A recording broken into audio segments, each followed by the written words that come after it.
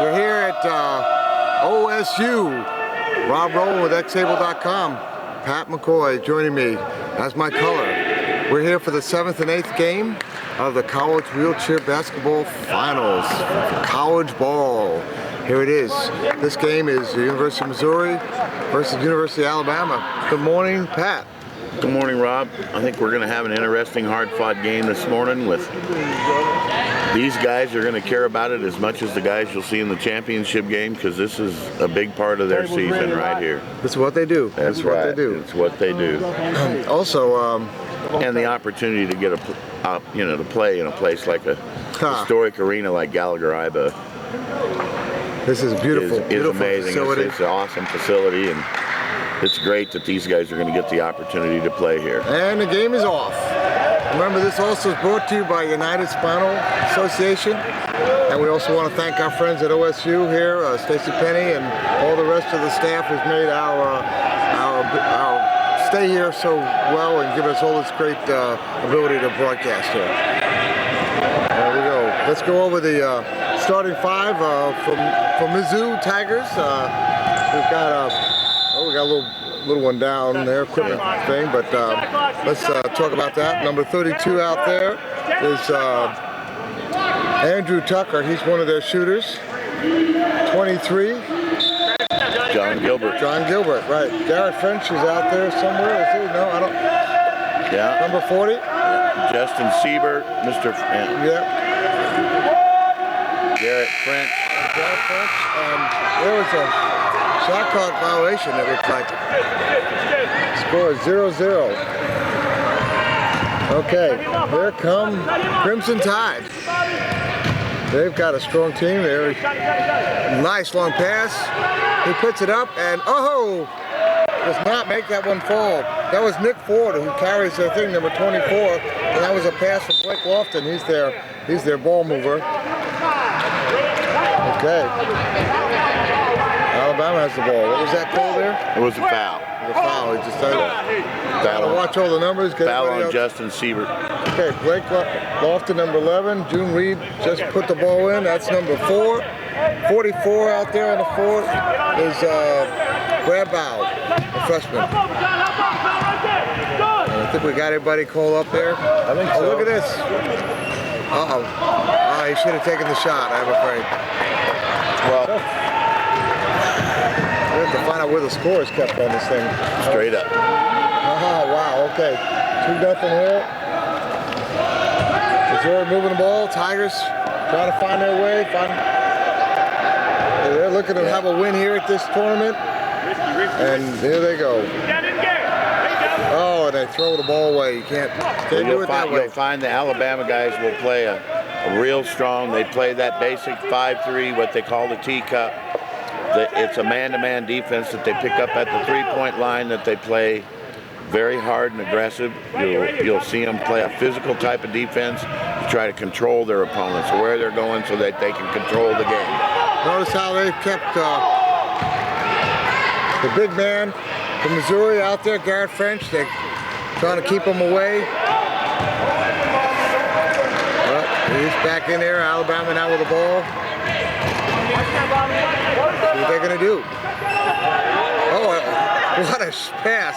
And rebound, and he puts it in. Yeah. And here we are. Nick Ford on the board there.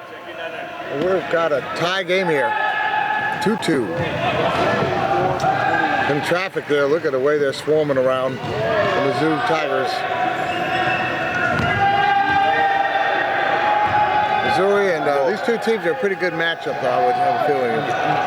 Yeah, look at that. And what you'll find is, I think you'll find Missouri will be a little bit more aggressive on the offense right off the bat today from the start. They won't be as afraid to shoot the ball. Okay, what? That was a nice put in there. Yes. Well, it seemed like they had a problem with it. Looks like the basket's got a little bit of a lid on it today for the Crimson Tide. Well, these guys aren't used to playing in such a big open-air arena that gives you a lot different shooting backdrop. As a coach, you like to get your players in a place like this where they can at least shoot around and see. They're used to having a wall and a ceiling close with a lot different lighting, and it makes a big difference in the shot selection and how you approach your shot. Nothing but air on that Right. shot. You'll find that it'll take these guys a little while to get used to it. So with a pass in, June Reed with the ball up, and now French with the rebound. And there they go. Here come the Tigers. Well, the other thing you'll find about this game, the Tigers match up a little closer in speed to Alabama than they did against Southwest State that we saw them play yesterday. Well, Southwest State has a little more overall team speed, and the other thing you'll notice, Alabama has 2 tall guys that are fast, whereas Southwest, when they put 3 on the floor, they can make more things happen on defense because they not only are quick and fast, but they're tall and they make it shooting through the forest down there, and it's very difficult. Well, you know, in the same way, Alabama faced a very fast team against Edinburgh. Absolutely. And so, you know, here you have speed against speed. Now they're having a chance to play more of a team that's more their own style, and so we should see a really close game. Yeah, it should be a better matchup. That was the pressure on there. Just Alabama just put a lot of pressure on there, and they forced them to throw the ball long ways and not make that basket right at the clock. Oh, look at this pass. They're using their big man inside, but he's not scoring. Oh, rebound. Look, dominating the boards there, but they cannot put it in. And it's still Alabama ball, but that 3 big men, 3 rebounds, and 3 misses. They got to do better than that. They need to work on their interior passing a little bit more. All right, here's another shot. Can they finally close it up? Oh, look at that. Again and out. They're having a hard time getting it to go down. And here comes the Tigers. I had Steve Paxton call a game with me last night, and oh, look at that. Beautiful shot John there. Gilbert. That is Gilbert, and he was... John Gilbert's a fine young player. He's one of our top young candidates on the national team. Has good quickness, good shooting range, and he's a really intelligent player. Looking in there, Lofton looking for his big man. That seems to be the plan, and he finds Ford. Ford puts it up and in. Off balance, and he makes it go. That was a nice little shot there. I like the way he was standing up in his chair partway. Well, that's because of the way having that one leg. Right. Well, that's part of it, and because of the way they strap their chairs in themselves in the chair, so they make the chair feel like it's part of them. You'll see these guys be able to get up and balance on one wheel, and that literally makes, if you watch them when they do it, it all of a sudden makes them about 3 inches taller, and that might be enough to make the difference to get the shot off. Tyler missed that shot. Here comes Alabama. The score is 6-4. Still in. Oh, look at that. Nice hands, but Alabama covers the ball. Lofton looking for passes to Master. Master, I'm not. It's a shot. Could have been easily called a charging, but they went the other way.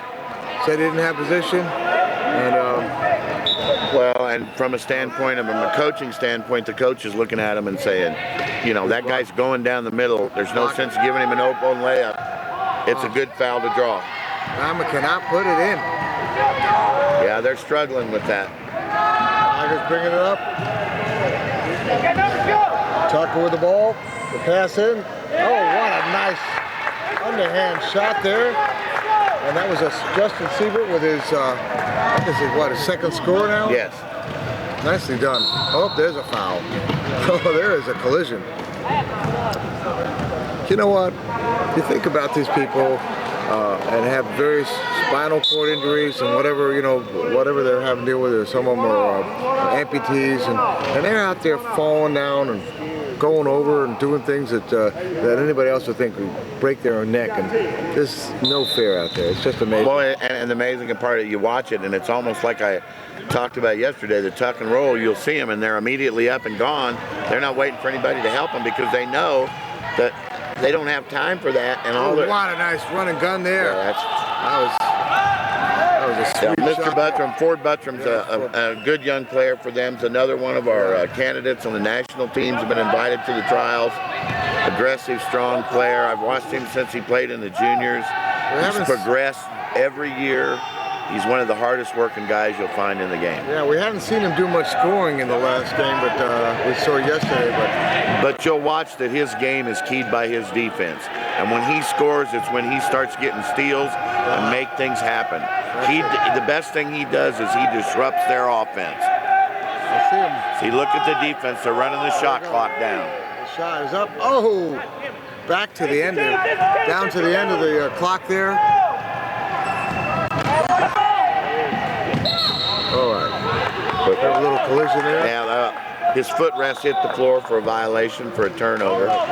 But that was caused by good defense. They had good position. They gave him nowhere to go. That's it. Tigers with the ball. See what they're going to do here. They have been, in the last few times down, they've had a hard time with the shot clock, getting the ball off in time, getting a good shot. Well, that keys, if you watch their defense, they never get anything down the middle. You remember how many times yesterday we talked about the teams going right down the middle? But you watch the style of defense that Alabama plays, you don't get those kind of shots against Alabama. Look at that. That was a John nice Gilbert. two-point shot by Gilbert. Put it in, very confident, and that 10-6 Tigers have a lead. I think John Gilbert's got that determined look on his face today. He doesn't want to lose. He wants to give it everything he's got. He's putting his best out there today. All right, Ford gets the ball in to Ford. And Ford tries to force the pass. French stops it. The other thing you can notice right away about this game is that Missouri has absolutely increased their defensive intensity and their reactions to the same thing. They're doing the same thing and not letting Alabama come down the middle like they let Southwest come down the middle. Off the center there on those Absolutely. passes. But there's not a lot they can do with these big guys. Look at that. Master with the shot. No, that's Ford with the shot. There's not much you can do when they get it in there. It's like these big men, they have a height advantage on a couple of these guys. And well, they're using it. Wheelchair basketball is no different than any other sport. You can't teach look height. at that turnover there. Lofton with a nice intercept. He's moving the ball up, looking for a chance to score. Passes off to Ford, and it is in. And then we have a tie game. When you watch this game on offense, Blake Lofton's the key for Alabama. Yeah, well, it's 10-10. Yes. It is 10-10. Yes. I'm looking at it thinking, maybe did I miss something there? No, but when you watch Blake Laughlin, number 11 for Alabama, when their offense starts to click, he's the guy that makes it happen. And it may not be a shot, but he's the guy that runs their offense and makes things click and gets the guys in the right position. And he's the guy that really gets their momentum going on offense. It's got to be. That's Absolutely. There's another turnover by the Tigers. They cannot afford it. They had a lead. They were up by 4. Now it's tied up, and they cannot let the momentum change like that.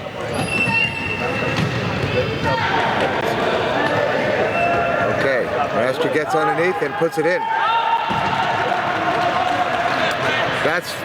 They cannot allow that positioning, and you see how much, and you were talking about this before, how much is happening before the ball even gets down there. How many, the positioning of your chair, you're blocking out. Every square inch there's means another turnover. Every square inch means something. Look, I'll tell you what, Crimson Tide's defense blocking the half court. That's the 3rd turnover we've seen right there at the half court. That's correct.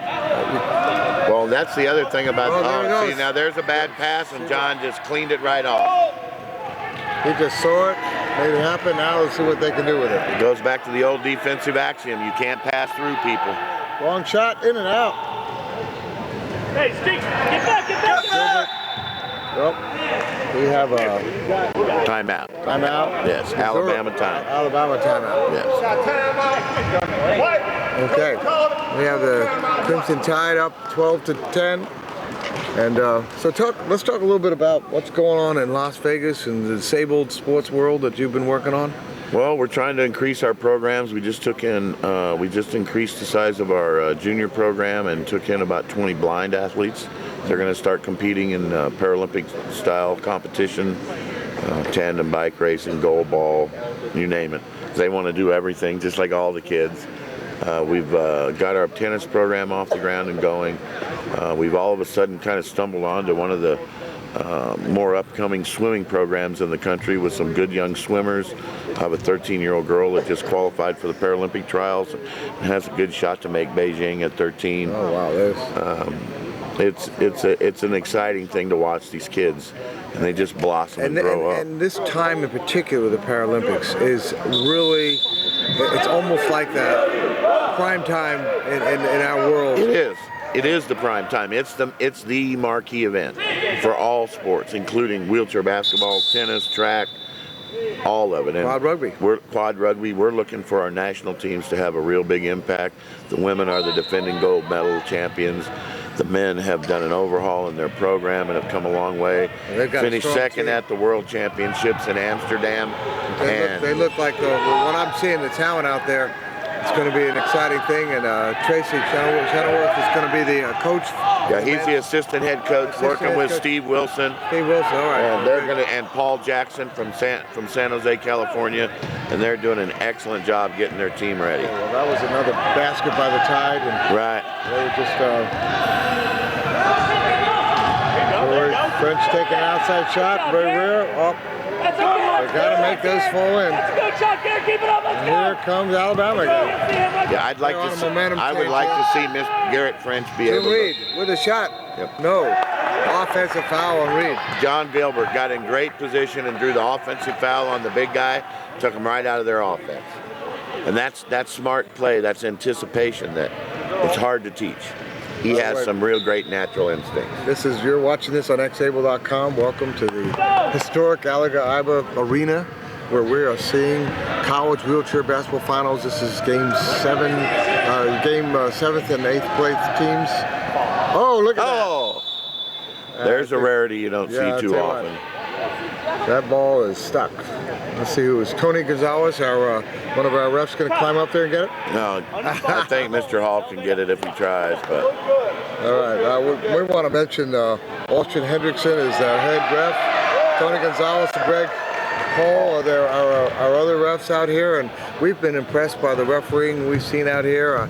I will tell you what, I have watched a lot of sports, wheelchair sports, and I have seen good refs and bad refs. Consistent, I have seen here a lot of consistency. I have a lot of kudos for these refs. Part of that has to go. Nice hands on that, and Kenny. See, there's another play by John Gilbert anticipating, disrupting their offense. Oh, look at that pass in with traffic, and he puts it up, and he sinks it. That's Ford, Nick Ford is such an athletic player around the basket. He uses his size and his quickness and intelligence. He's another one of our upcoming players that has a great future in this game. Yeah, he's a freshman from Stockbridge, Georgia, and he is economics, finance, legal. He's got a lot going on. He's a very intelligent young man. If you talk to him, you gotta assume he's going to be one of the future business leaders in this world, because he's a kid that pays attention. You know what? In another universe, he'd be going to the professional basketball teams and that whole thing. And before he got hurt, he had that kind of skill, and he still has that kind of skill. And a lot of people don't understand because they haven't been exposed to see the kind of athletes that we have here. Okay. And the class of athletes that play at this level. And the kid's a phenomenal athlete that can do about anything. Okay, we have Missouri has a substitute. They're bringing in Casey Adams, their 6th man, and we saw him coming with some really strong offensive and shooting at the last game, and we'll see if he's going to be that catalyst in this game. He's another one of those guys that makes things happen. Good anticipatory player. We're looking for some opportunity there. It's an excellent defensive effort by Alabama, though. As you can see, they're pushing the shot clock down inside 10 seconds again. And they're they're making them go. Oh, look at this, Master. Whoa, nice stop and go there. Puts it up. I'll tell you what, that was a beautiful piece of work there. That was nice. Great hesitation, move and go. If you look at Master, of course, obviously his first asset are those massive arms that he has. And what that gives him in this game is the speed and the quickness. If you watch him when he pushes compared to anybody he's pushing side by side, when he takes that stroke, he just accelerates away from him. And on that play, he made the acceleration move, made one hesitation. The defensive player was totally faked out, quick move to the basket, and it was a layup. That was The strength and quickness is so involves what's going on in this game, and he's one of those players. Even though he's not the tallest player, you'll notice he's got a lot of rebounds and makes a lot of things happen around the basket because of his quickness and his strength. Yeah. 18-10. Crimson Tide here, Alabama over Tigers at this moment. Game is still young. We have 8 minutes left in the first half. Nothing here that can't be changed in a quick, as they say, a New York minute. That's correct. And so we'll see what happens. And especially if you're Reggie Miller and you're playing with the Pacers against the Knicks, a New York 10 seconds is all you get. Well, and these kids have several players.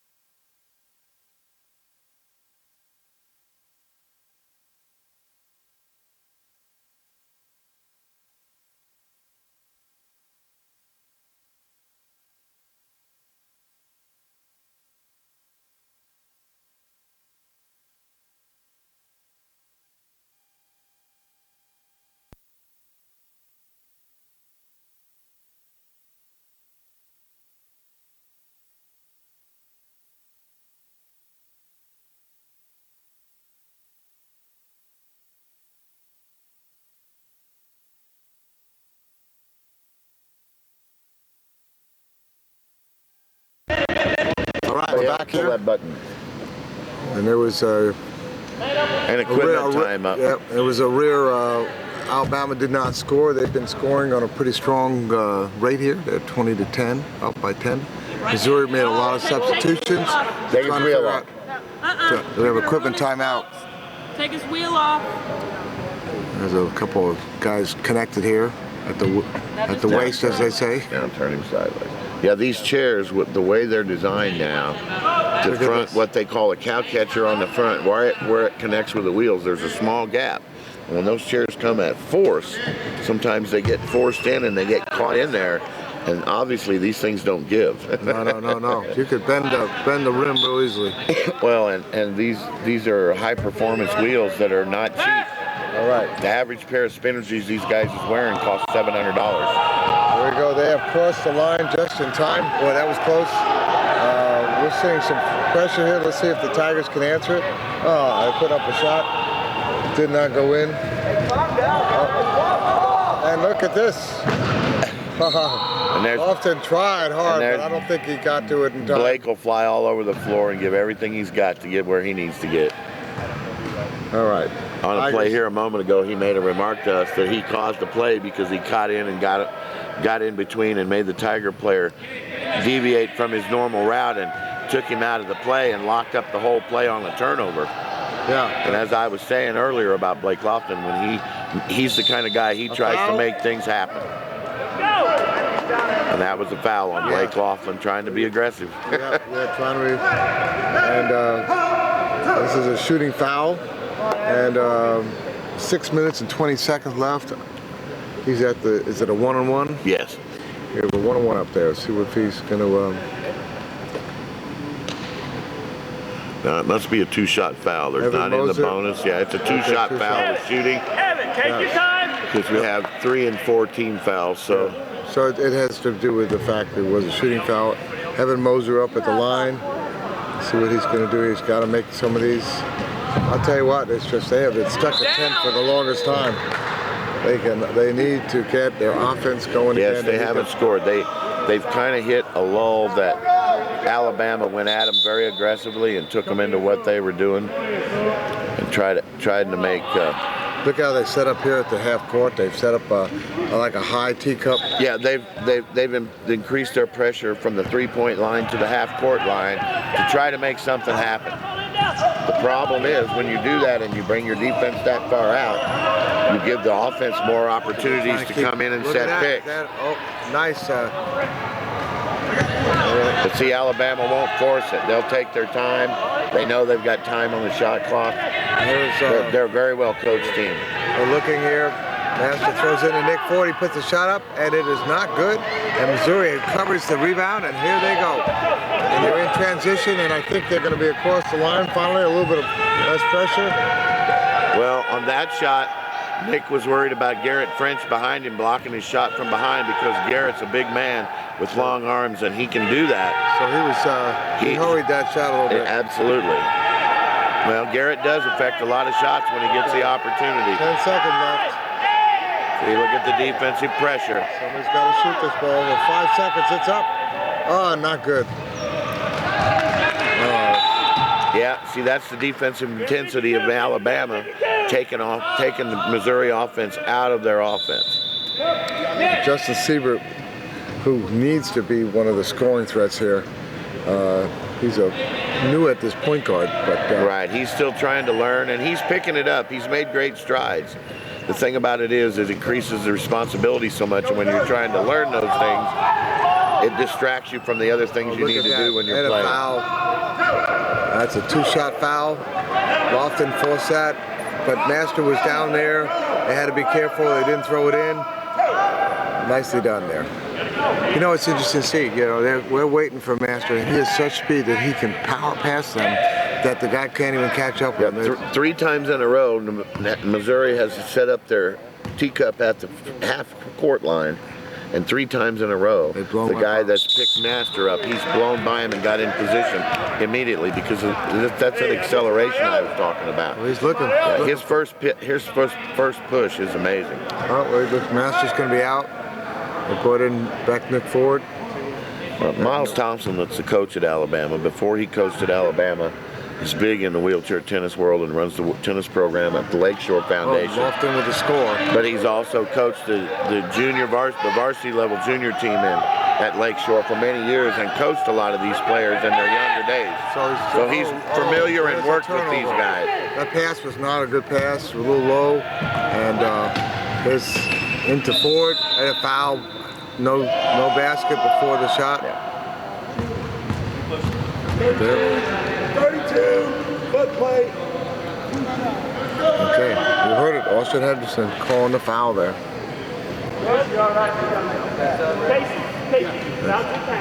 And we're seeing a very strong Alabama push here, and it's well, what you're starting to see is 21-10. that Missouri is starting to get a little frustrated on defense, and they're starting to foul on the shot, when if they're going to foul and be more aggressive to take them out of their offense, they need to move it out on the floor.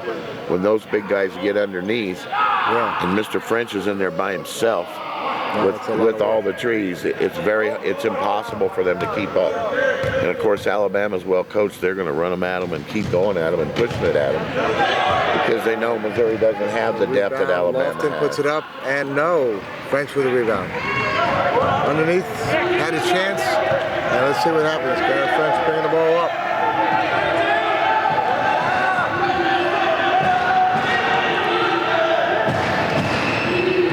Garrett French with an outside shot. That is not what he should be doing. Absolutely not. That is not. Well, you'll notice, and this is the second game I've worked that Missouri's played, and you'll notice that 95% of the shots that Garrett French takes are outside 12 feet. Yeah. And When you're Lofton goes in with a layup, and he scores. Nicely like done. I said earlier, Blake's the guy that makes them go. And even if he doesn't score, he makes everybody else score and get into the game. Well, you know what, you're looking with him to pass because he passes so much of the time that then he's got that free lane there, and he's just going to go in there and use it. Again, there we go. French finally completes a two-pointer from outside, and that is the first time we've seen that. Jared French is a good player. He just needs help. Oh, he needs some size. Is there a turnover? Yes, I think there is. Missouri with a rare chance now to put another 2 points on the board. Back-to-back points would be nice for them. Well, Casey Adams is back on the floor, and he makes a lot of good things happen, even when he doesn't shoot. Oh, look at that. Beautiful running gun shot there. Yeah, Andrew Tucker is a good shooter. He is a good shooter. I've seen that young man make a lot of good big shots in the juniors, and he back to 9. Trying to carry it over into college, and he's a good player. Look at the pressure here. Now look. Finds Nick Ford coming down the line to Lofton. He puts it up and a foul, but he doesn't make the shot go, so he'll be up there for two chances. Go! 23! He's a little upset with himself too. Yeah. Well, like he missed his last 2 layups, and he's not happy, but the position that he's put himself in, their attack to the basket on offense is wonderful. You know wonderful. You want to be at the line some anyway, and gonna make him? You'd also like to make a few at the line. Somebody else. There you go. But as you can see, from the size of the mid-level players and the taller players, Alabama has an advantage and a deeper rotation. And as I said, this is a game that's really hard to be able to play with the intensity at this level for 40 minutes. Other than picking up the foul that didn't hurt him, look at him move. That's a nice move. John Gilbert moving the ball up. Nice speed there. Let's see what they can do. There's 20 seconds left. They got a little time right now. Oh, what a long shot. But the rebound is going to be Missouri with a good But the ball rebound. didn't hit. Oh, that shouldn't have reset. And it's good. But he hit it. Oh, that was nice. That's his second. And Tucker has come in and put it. We are now 6-point game, but Ford is going to make that back to 8 now with a nice layup. You can hear Steve Paxton saying, "You got to get back there because you cannot let a guy like that have a free." Well, that quickness shows the advantage they have, and where it shows the most Another outside shot for Fred. is between what they call the timelines in the middle of the court. And if you watch every time, Alabama beats them from there to there. I'll tell you what, you're seeing some Missouri starting to get their eyes on the basket there. Well, they're starting to get some shooting rhythm in this big place.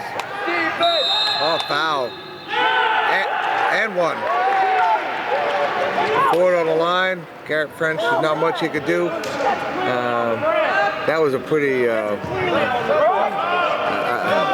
looked like he had it on the ball too, but what can you say? Well, when you go at them and you push your body forward, the front of your chair is also going to come forward, and that's where 90% of those fouls come. You won't always see the contact up here. Yeah, that's true. That's the hardest part about this game, and the best thing about the referees, you'll notice they know where to look. They're all experienced referees. Well, Alabama a chance here. Well, French with it. 27-19.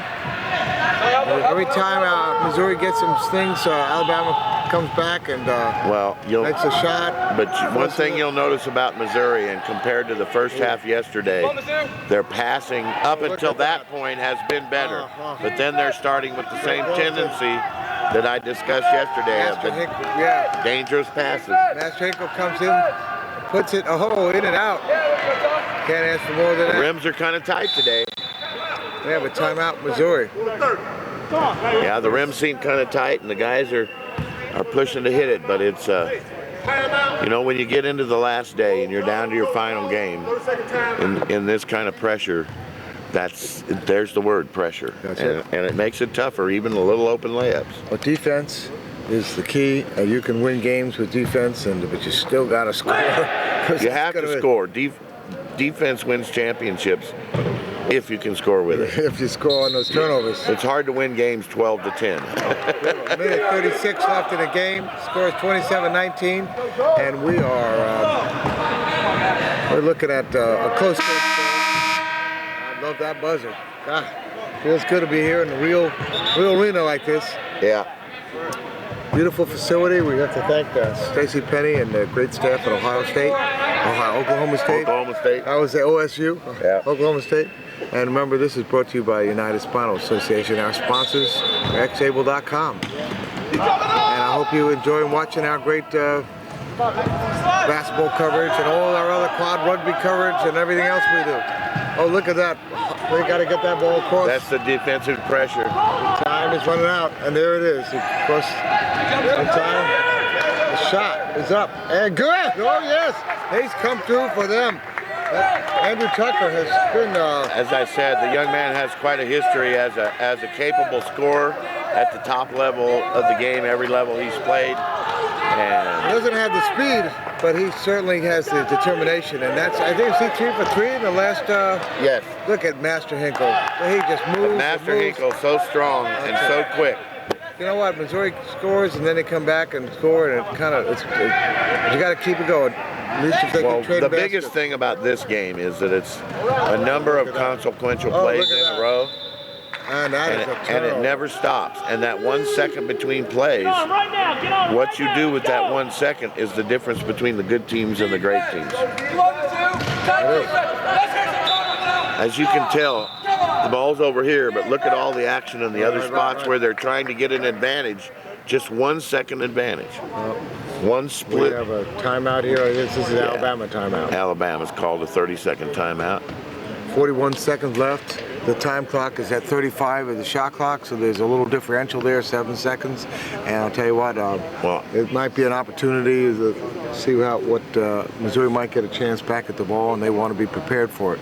And I think you'll see them. Both teams are trying to make sure that they get one more basket here to get them to keep this game in a little closer. When you're in under 10, which is what Missouri wants to keep them from getting under 10 and keep it within 6 points. And Alabama wants to get that lead to 10 to have that edge that they need psychologically for the second half. But they would like to use up as much of the clock as they can. Oh, absolutely. They want to take the shot in the last 3 seconds. All right. Hinkle with the ball.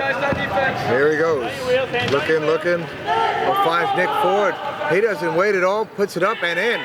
When you've got that position and that advantage, you've got to take those layups. 10-point game here. Let's see if Missouri's going to bring it back. They have 27 seconds and a lot of pressure. This will be a big basket for Missouri to keep themselves feeling a lot better about what they're doing. Okay. Steve Pax is saying that his moving guard says use the whole court. They got 18 seconds left. They got plenty of time here. Lofton out. Clock.